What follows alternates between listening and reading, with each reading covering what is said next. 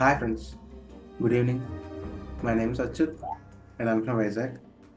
So today in this class, we will discuss about duplicate values in highlight cell rules, right?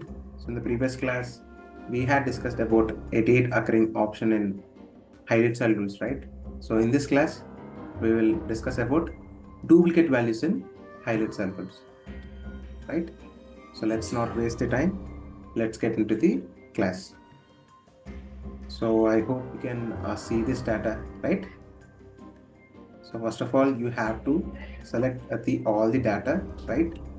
And go to the conditional formatting and go to the highlight cell rules. So in this, you have to select these duplicate values, right?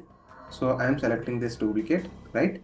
So wherever you will find duplicate values, that text will be highlighted with this red, light red filled with dark red text.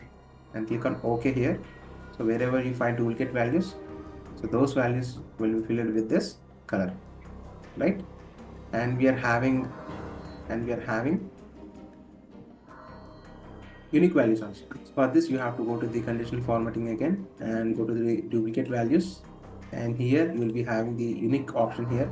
Just you have to select it and you have to click change the color here. And I'm choosing the green color here and click on OK, right? So wherever you find unique values, right, those values will be highlighted with this green text, right? I hope you understand how to find the duplicate values and the unique values in Excel, right? So if you have any doubts in this class, just please comment in the chat. I will definitely help you out.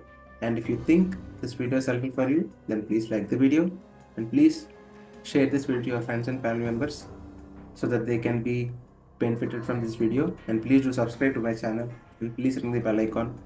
Then only you'll get the notification whenever I upload videos in YouTube, or otherwise you will not get the notification. Thank you friends. Jai Hind.